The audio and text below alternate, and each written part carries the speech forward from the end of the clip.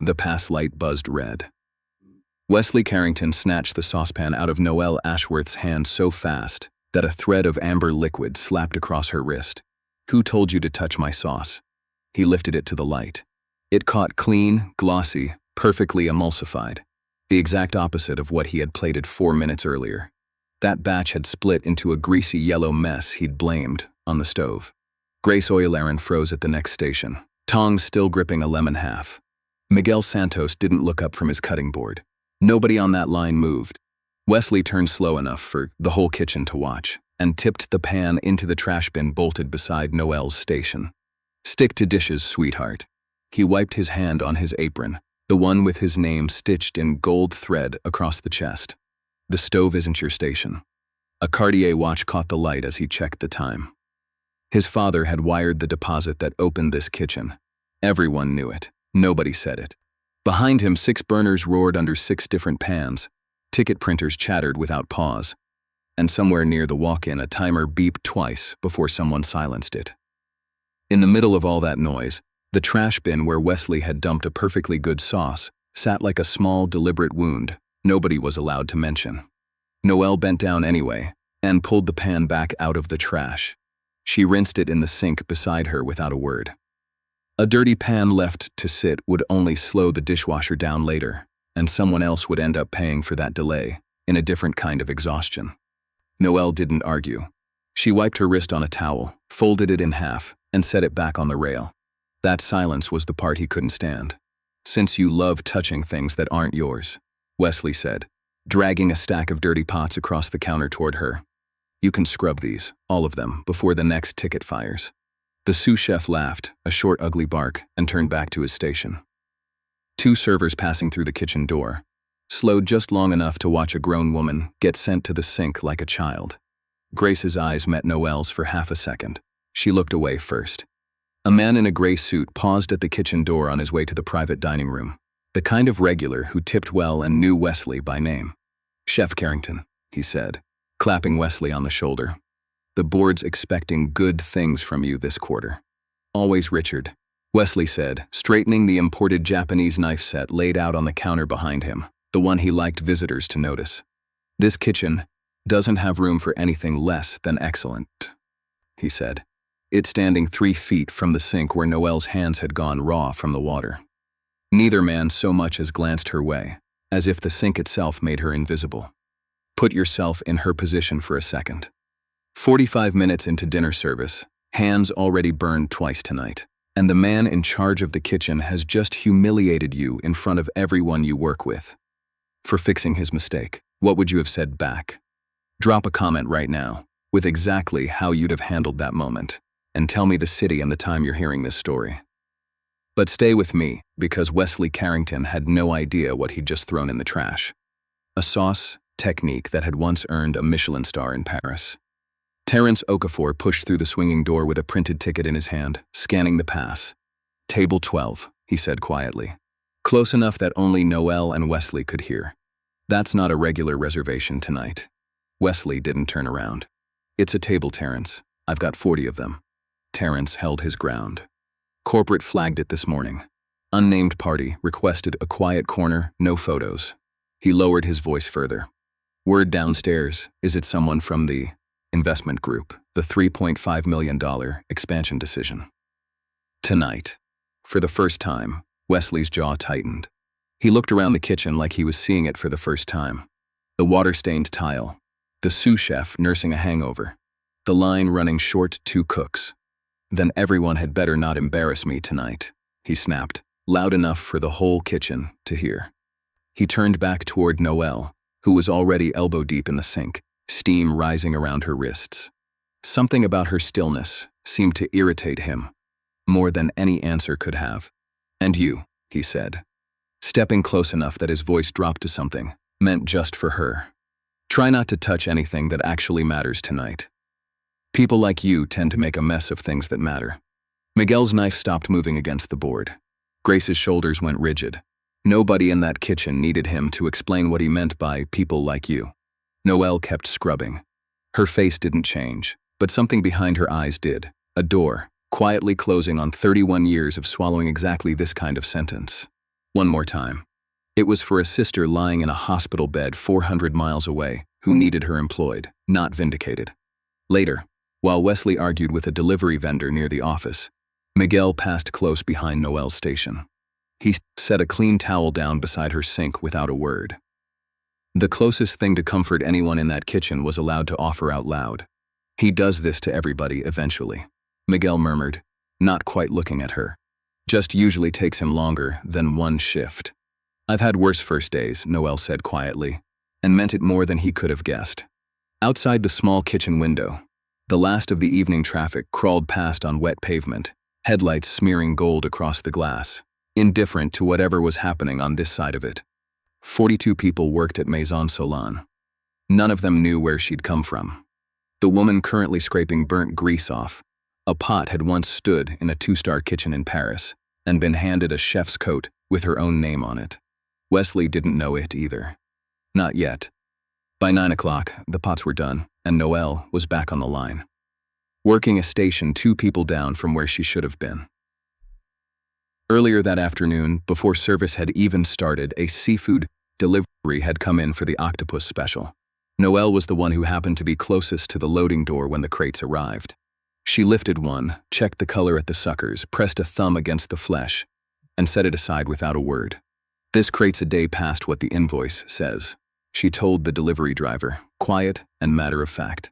"Swap it before service, or we'll be sending a table to the hospital instead of dessert." The driver argued for exactly 4 seconds before backing down and radioing for a replacement crate. Nobody in the kitchen had asked Noelle to check the delivery. Nobody had told her she was right to be that certain, that fast, with nothing but her thumb and her eyes. She simply was. She never announced what she fixed. That was the thing nobody had noticed yet. A stock that had gone flat. She reached for a spoonful of miso instead of more salt.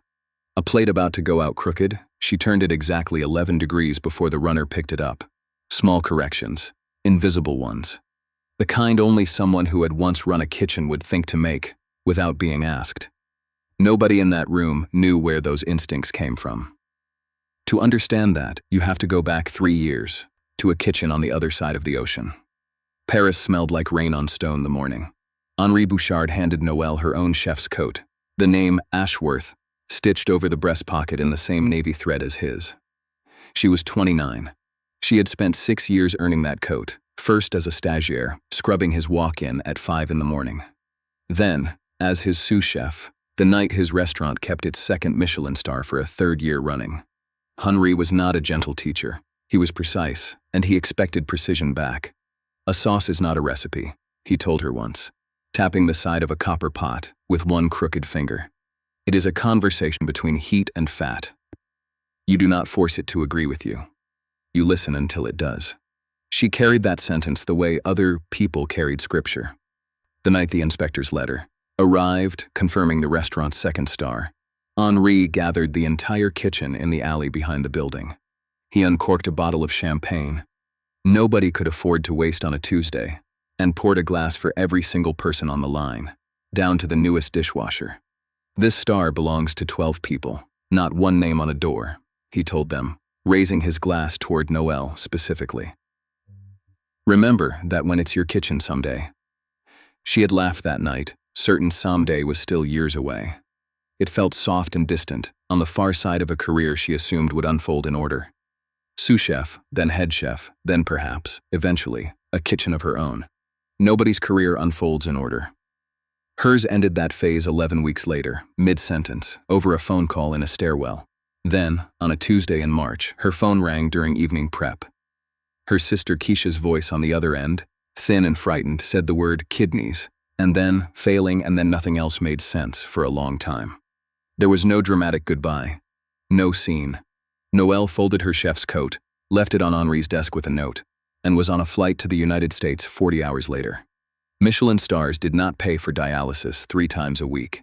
They did not cover a transplant waitlist, or the $180,000 a private surgical team would eventually require once a donor match was found. What paid for that, immediately, in cash every 2 weeks, was any kitchen willing to hire a line cook with no questions asked. She had made her peace with that trade a long time ago. Some nights it still cost her something to keep making it. Henri had said one more thing to her, the last time they spoke by phone, back when she still thought she might return in a year. Talent does not expire while you are busy loving someone, he told her. It waits. Go take care of your sister. The stove will still be here. She hadn't told anyone at Maison Solane any of this. Not the sauce, not Paris, not the 2 words Michelin-star that used to follow her name in trade magazines. Nobody in this kitchen read. Back in the present, on the line, Grace sidled over during a lull, wiping her hands on her apron. Okay, seriously, she said, glancing sideways at Noelle's station, where a simple beurre blanc sat reduced to a perfect, glassy sheen. You cook like you trained somewhere fancy. Where'd you actually learn to do that thing with the citrus? Noelle shrugged, keeping her eyes on the pan. Picked it up somewhere, she said. Grace narrowed her eyes, half smiling, half suspicious. Ah, somewhere is doing a lot of work in that sentence. Before Noelle could answer, a crash sounded from the walk-in, followed by Miguel's voice, low and furious. He came out holding a printed ticket from the online ordering system, his knuckles pale around the paper.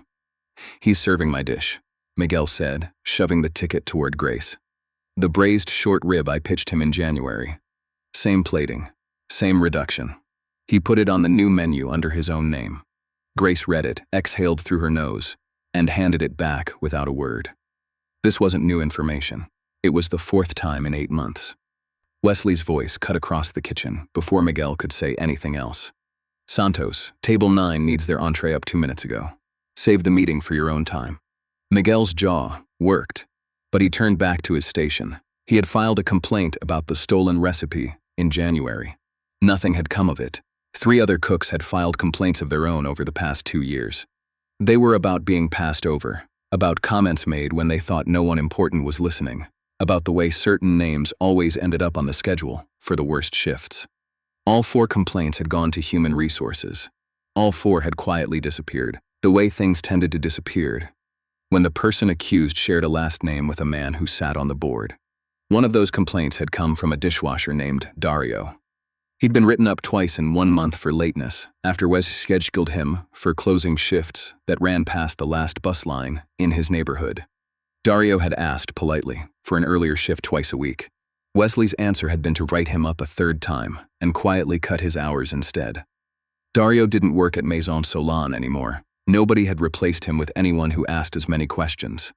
Around 8:30, a guest from a nearby table wandered close to the kitchen door. She wanted to compliment the dessert course, a delicate citrus tart. Grace had spent 3 days perfecting the pastry shelf for. Wesley intercepted the compliment before it reached her. Thank you. I oversee everything that leaves this kitchen personally, he said smoothly, stepping in front of Grace, so the guest's eyeline landed on him instead. Grace's hands kept moving on the next tart shell. Steady, though her jaw tightened just slightly. Miguel caught Noelle's eye across the line.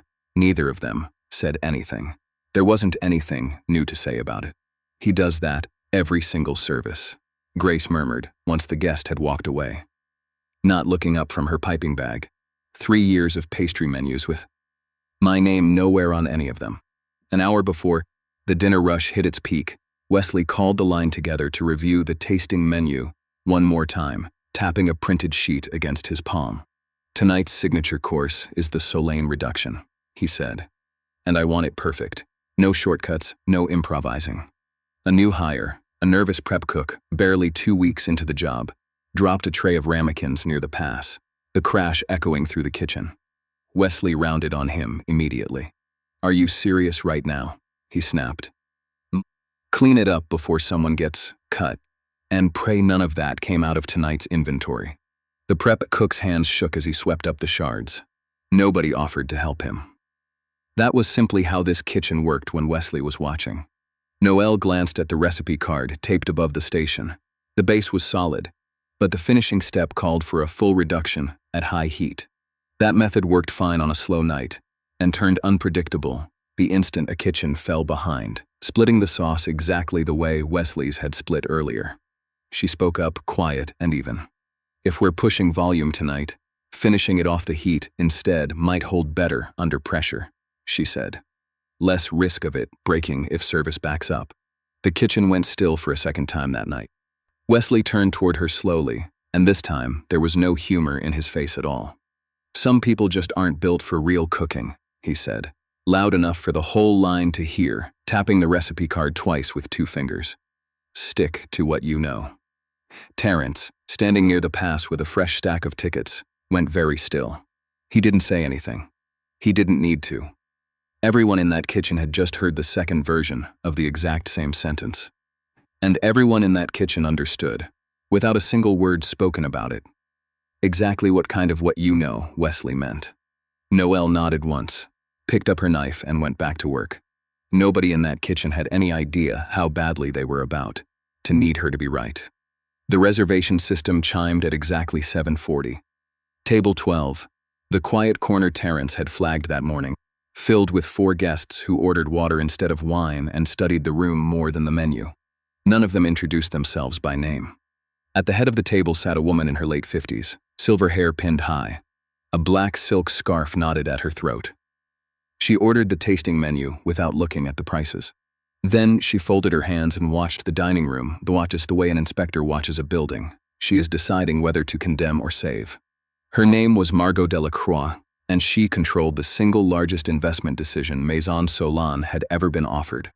Across the table, a younger associate leaned in and murmured something about the numbers not adding up to justify $3.5 million for a kitchen this inconsistent. "Give it 1 course," Margot said without looking up from the menu. "The signature course tells you everything about a kitchen's discipline. If it holds under pressure, so does the investment." She had no idea how literally that test was about to be conducted. Backstage, the ticket for table 12 hit the pass at 7:58. Wesley had been drinking since 6, a habit he kept hidden in a coffee mug behind the walk-in door. By the time the signature course came up, his hands had gone loose in a way that didn't match the precision the dish required. His movements had gone loose and imprecise. For the last 20 minutes, the kind of sloppy confidence that comes from 3 mugs of something stronger than coffee. Nobody on the line had said a word about it. Saying something about Wesley's drinking had never once gone well for anyone who tried. The reduction split. It happened fast, the sauce breaking into an oily, curdled mess. The second too much heat hit it unevenly. Exactly the failure Noelle had warned him about 2 hours earlier. "No, no, no," Wesley hissed, snatching the pan off the burner. Sweat had broken across his hairline. He looked toward the pass, where Terrence stood holding the ticket for table 12, like it might catch fire in his hands. "Redo it." Wesley snapped at the nearest junior cook, a 19-year-old named Ellis, who hadn't touched the sauce at all. "You had one job tonight, and you couldn't even watch a pan." Ellis's mouth opened, then closed. Nobody argued with Wesley when his face went that particular shade of red. Round them, the rest of the line kept moving on pure muscle memory, plates going out for every other table. One station sat frozen around a ruined pan and a man who couldn't remember how his own signature sauce was supposed to look when it wasn't broken. Somewhere behind him, a second timer went off, then a third, an alarm chorus nobody had time to answer. Wesley wiped his palm across his forehead, smearing a thin line of sweat into his hairline. He stared at the wreckage in the pan, like it might fix itself if he looked at it long enough. It didn't. Terrence leaned through the pass window, voice low and urgent. "Chef, that's not any table. That's the investment group. If the signature course doesn't go out in the next 4 minutes, they will notice." 4 minutes was not enough time to build a reduction from scratch. Everyone on that line knew it, including Wesley, whose hands had started to shake for a different reason now. He grabbed a fresh pan anyway, hands fumbling with the butter, and started the process over from nothing. He moved too fast, breathing too hard, the exact opposite of the patience the dish required. It was already breaking again before he'd finished adding the second knob of butter. Noelle set down her knife. She didn't ask permission. She reached past Wesley, took the ruined pan off the counter, and poured it out. A fresh pan. Cold butter, added off the heat in small pieces, the exact method she had suggested and been mocked for 2 hours earlier. She swirled it in slow, patient circles, listening to it the way Henri had taught her to listen, until the sauce came together, glassy and smooth with 20 seconds to spare. She plated it herself and slid it onto the pass. Terrence stared at it for half a second longer than necessary, then carried it out without a word. The kitchen exhaled. Grace exhaled. Miguel allowed himself the smallest smile over his cutting board. Wesley did not exhale. He rounded on Noelle the moment the door swung shut behind Terrence. His face no longer red with panic, but with something colder. "You do not touch my station," he said, low enough that only the line could hear. "And you do not get to make me look like I need saving. Especially not by you." Grace's head snapped up. Miguel's knife stopped completely. "You think because you can fix a sauce, that means something?" Wesley went on, stepping closer, his voice climbing. "It means you got lucky once. People like you get lucky. That's it. That's the whole story." It was, without question, the cruelest thing he had said all night, and the last thing he would ever say to her from a position of power. Because on the other side of that swinging door, Margot Delacroix had just lifted her fork, tasted the reduction, and gone completely still.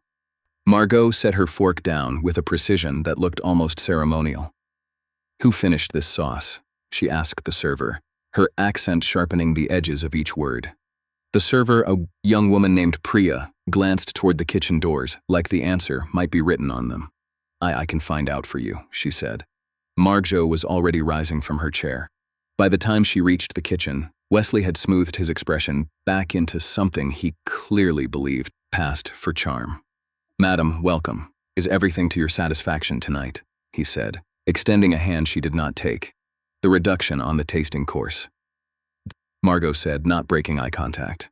Who finished it?" Wesley's smile didn't waver. "That's my recipe, my technique. I developed it myself over the past 3 years. That was the first small crack." Margot tilted her head, and something in her expression cooled by several degrees. "Interesting," she said, "because I have only ever seen that particular off-heat emulsion technique taught in one kitchen in the world." Her eyes moved past him, scanning the line until they landed on Noelle, still standing at her station, with flour dusted along one forearm. Margot's had funded 3 restaurants in Paris over the past decade, and one of them, years earlier, had sat 2 streets from Henri Bouchard's kitchen. She had eaten there more nights than she could count, and had watched a young sous chef's plates get sharper and more confident month over month, the year Noelle disappeared. Without warning, she had genuinely wondered what could possibly have pulled a talent like that out of the city overnight. She was about to find out. Margot crossed the kitchen floor like she owned it, stoppings directly in front of Noelle. "Bonsoir," she said quietly. "Vous avez travaillé avec Henri Bouchard, n'est-ce pas?" The kitchen didn't understand the words. Everyone understood the silence that followed. Noelle straightened. "Oui," she said, her voice steady in a way it hadn't been all night. 6 years, I was his sous chef. That was a confirmation too specific to explain away. Margot's wasn't finished. "Then tell me," she said, folding her arms. "What temperature does Henri finish a beurre blanc at? And why does he refuse to let anyone rush it?" It was the kind of question a stranger couldn't fake an answer to, and everyone in that kitchen knew it. "Around 160 degrees. Off direct heat," Noelle answered without pausing to think about it. "He never rushes it because butter doesn't forgive being rushed. You force it, it breaks. You give it patience, it holds." Margot's expression shifted for the first time all night, something close to relief crossing it, as though she'd been hoping to hear exactly that answer for 3 years. Around the kitchen, something quiet was happening that had nothing to do with words. Grace straightened without meaning to. Miguel set his knife down flat instead of gripping it. Even the sous chef who had laughed an hour earlier had stopped moving entirely. Watching Noelle the way you watch someone you suddenly realize you've misjudged for months. Wesley let out a short, disbelieving laugh, though nobody around him joined in this time. "Sous chef in some French kitchen doesn't mean anything here," he said, his voice rising, reaching for the room the way he always did when he felt it slipping. "Half the line cooks in this city say they trained somewhere fancy. It's a fantasy people like her tell themselves." Margot turned on him with a look that made him stop talking entirely. "I don't deal in fantasy, Mr. Carrington," she said. "I deal in facts because facts are what determine whether your restaurant receives $3.5 million. Or nothing at all. She pulled a slim phone from her jacket, tapped through to a photograph, and turned the screen toward the room. It showed a woman in a white chef's coat, 3 years younger, standing beside a beaming Henri Bouchard outside a restaurant on a Paris side street. A small gold star was pinned above the doorway behind them. "This is Chef Noelle Ashworth," Margot said, loud enough now for the entire kitchen to hear. "I sat at the table the night this restaurant earned its Michelin-star under her and Henri's hands. I have known her work for 3 years. I did not expect to find her scrubbing pots in Chicago." Grace's hand flew to her mouth. Miguel exhaled like he'd been holding his breath for 8 months. Terrence allowed himself, for the first time all night, a small and quiet smile. Out in the dining room, a few guests near the pass window had noticed the commotion through the porthole glass and were craning to see what had gone still in the kitchen. One of them, a regular who had watched Wesley send back 3 different servers' orders over the years without so much as a thank you, leaned toward her husband. "Something's happening back there," she whispered, unable to look away from the small crowd gathered around Noelle. Nobody in the dining room understood the details yet. Everyone could feel that the balance of power in that kitchen had just changed permanently. Wesley looked around the kitchen for a single face that still belonged to him. He didn't find one. Even the vendor rep who had clapped his shoulder an hour earlier had quietly slipped out through the side door the moment the tone in the room shifted. That was how people with something to lose tended to vanish, right before the losing started. Wesley's face had drained of every trace of red. That can't be," he started, then stopped, because there was nothing left in the sentence that could save him. Terrence stepped forward, something steady and deliberate in the way he crossed the kitchen floor. "For what it's worth," he said, addressing Margot directly. "Worked the floor here for 4 years. I've watched him talk to her and to 3 other cooks like this every single week. I have the schedule records if you want them." Wesley's head snapped toward him. "Terrence, you don't have to." "I do, actually," Terrence said, cutting him off for the first time in 4 years of working under him. "I really do." Wesley tried one more angle, turning to the room at large, his voice pitched somewhere between authority and pleading. "This is exactly the kind of overreaction that ruins good kitchens," he said. "One good night from a line cook, and suddenly I'm the villain of the story." Nobody laughed this time. Nobody agreed either. The silence that answered him said more than any single rebuttal could have. He had spent the entire night telling a Michelin-starred chef to stick to dishes. He had absolutely no idea, until this exact moment, that the woman he'd humiliated in front of his own kitchen had trained under one of the most respected chefs in Paris. And the person standing 3 feet away from him held the only signature that mattered for his restaurant's future. Margot's let the photograph stay lit on her screen a moment longer, long enough for every person in that kitchen to look at it twice. Then she slid the phone back into her jacket and turned to face the room fully. "What none of you seem to know," she said, "is that I don't simply advise this investment. I control it. 41% of the holding group that owns Maison Solane answers to me, which means, as of tonight, so does this kitchen." Wesley's mouth opened. Nothing came out. Margot's turned to Noelle. Her voice softened, but only slightly.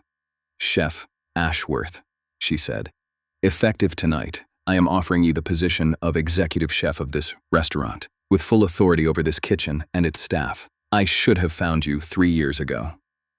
I am finding you now." The room went completely silent, the kind of silence that has weight to it.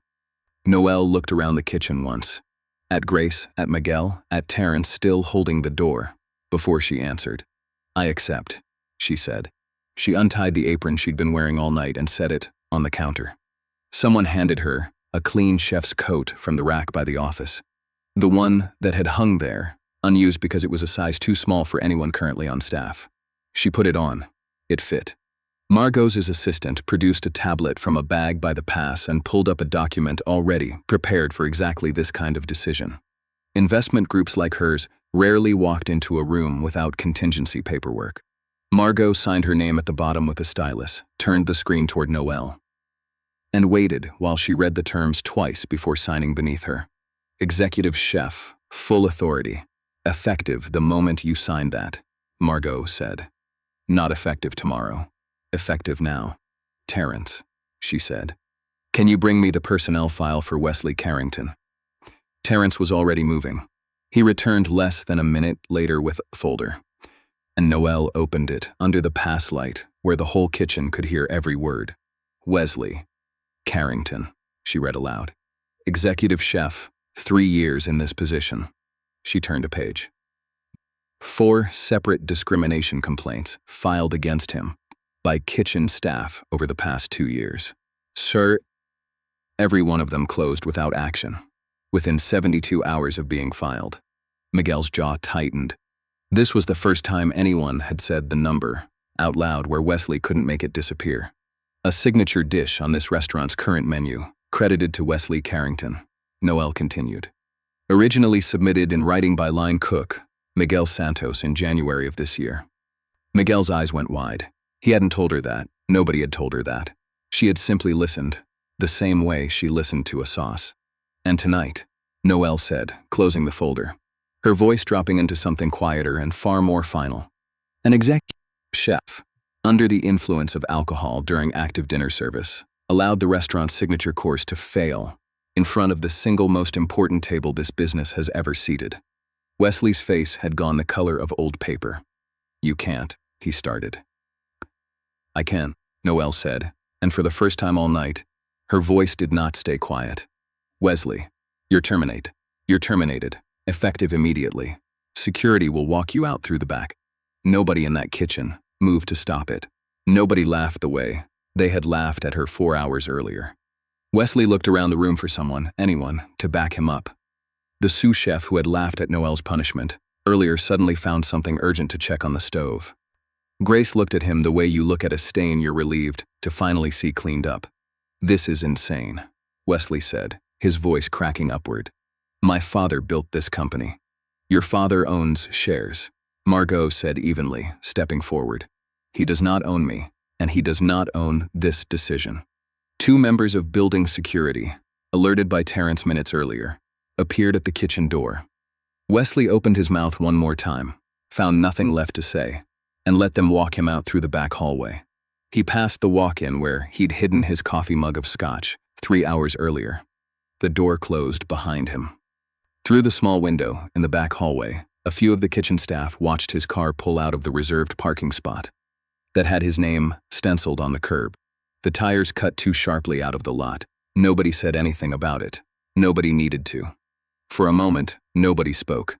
Then Grace let out a breath that turned into something close to a laugh, pressing both hands over her mouth. Miguel sat down hard on an overturned crate, elbows on his knees, staring at the floor like he needed a second to believe any of this had actually happened. Margot raised her voice slightly, enough to reach every station on the line. I want to be clear with everyone in this kitchen tonight, she said. This investment was never really about a sauce. It was about whether this restaurant could be trusted to treat the people who make it run with basic respect. Tonight, for the first time, I believe it can. Grace crossed the kitchen and pulled Noelle into a short, fierce hug before either of them could think about whether it was appropriate. Michelin-star, in Paris. And you let us tease you about your knife skills for 8 months, Grace said, half lying, half in disbelief. You never asked where I trained, Noelle said. You just handed me a station and treated me like I belonged there. That mattered more than you know. Miguel stood, wiped his palm on his apron, and held it out. Souse chef, huh, he said, nodding toward the folder still in her hand. Guess I finally get my name on that menu. You do, Noelle said, shaking his hand. Starting tonight. Margot turned back to Noelle. The $3.5 million, she said, is approved. Every position in this kitchen keeps its job, all 42 of them. Before picking her knife roll back up, Noelle turned to face the whole line one last time that night. I'm not going to run this kitchen the way it's been run, she said, her voice carrying easily now, without needing to be raised. Every name on a dish stays on that dish. Every complaint gets read by me, personally, and answered within a week. Nobody here gets treated like they're invisible. That's not a suggestion. That's how this kitchen works now. A few cooks along the line actually applauded, quiet at first, then louder. Grace wiped her eyes with the back of her wrist, and pretended it was steam from the stove. Noelle nodded once, steady, though her eyes had gone glassy. In a way, she didn't bother hiding this time. She picked up her knife roll from the shelf, where she'd left it that morning. The one with Henri's old kitchen mark still stitched into the leather. She set it down at the head of the line, her line. Now, nobody in that kitchen had any idea, 4 hours earlier, that the night would end this way. But it did. 6 months later, the brass plaque beside the front door of Maison Solane read a different name under Executive Chef. The dining room had changed too. A private table near the kitchen pass now sat reserved most nights for regulars, who came specifically to watch the open service window. There, Chef Noelle Ashworth ran a line of 12 cooks, with the same quiet precision she'd once used to fix a stranger's broken sauce in silence. In April, a small envelope arrived from the Michelin Guide's regional office. The restaurant had been shortlisted for its first star in the publication's history in that city. Noelle read the letter twice at the pass, folded it, and pinned it to the corkboard where the weekly schedule usually hung. It went right below a photograph of an old kitchen in Paris. At Northwestern Memorial, in a recovery room 3 floors up from the transplant unit, Keisha Ashworth sat up in bed eating solid food for the first time in 11 months. The donor match had come through in February. The surgery, the hospital stay, the follow-up care. Every dollar of it covered, paid in full, no wait list for payment plans this time. "You didn't have to give up your whole career for me," Keisha told her sister quietly, the week she came home. "I know, I'd do it again," Noelle answered, and meant it completely. She kept one promise. Henri Bouchard had made her recite back to him the day she left Paris, that talent doesn't expire while you're busy loving someone, it simply waits. In his honor, she launched the Bouchard Fellowship that spring. Full culinary training and paid apprenticeships for 6 young cooks a year, chosen specifically from kitchens where talent tends to go unnoticed. Miguel Santos was promoted to sous chef the same week the fellowship opened, his short rib recipe finally listed on the menu under his own name. Grace Oyalaran took over the pastry station she'd been asking for since the days she was hired. Terence Okafor got a raise. Nobody had to fight the board for twice. The very first Bouchard fellow was a 19-year-old dishwasher from the South Side, who had never been inside a real kitchen before his first day of training. Noelle taught him the same 3 words Henri had once taught her, standing over the same kind of copper pot. "Listen until it agrees," she told him, and watched him get it right on the 4th try, which, she reminded him, was 1 try faster than she had. As for Wesley Carrington, the story did not end quietly for him either. Word of the termination moved fast through a culinary world, smaller than most people realize. 3 other restaurant groups that had reportedly been in talks for executive positions confirmed within a month that those conversations were over. The investment group that owned Maison Solane rolled out a formal review of every hiring and complaint process across its 11 properties. It closed the exact loophole that had buried 4 separate complaints against him for 2 years running. Every property now routed discrimination, complaints directly to an outside compliance officer, bypassing the manager being complained about entirely. It was a small structural change, and, according to the group's own internal report, published that winter, it tripled the number of complaints resolved within 30 days across the whole company. Dario, the dishwasher who had quietly left the year before, was one of the first calls Noelle made once she had the authority to make it. He came back to Maison Solane 3 weeks later, this time as a full-time line cook, with a schedule that actually matched the bus line home. If you were standing where Noelle stood that night, scrubbing pots after being humiliated for fixing someone else's mistake, would you have had the patience to wait for the truth to speak for itself? Or would you have walked out the door? Tell me below if you've ever had your ability dismissed because of how you looked, where you trained, or where you came from. I read every single one of these, and your story matters here. If you believe real talent never needs anyone's permission to exist, hit like on this video and share it with someone who's had a Wesley in their own life. Subscribe to Tales of Hidden Strength and Justice if you want to be part of a community that stands on the side of people who get underestimated and still show up anyway. And before you go, rewind to 29 minutes and 15 seconds. Watch Wesley's face in the exact second Margot turns that phone screen around. It lasts less than 2 seconds. Most people miss it the first time.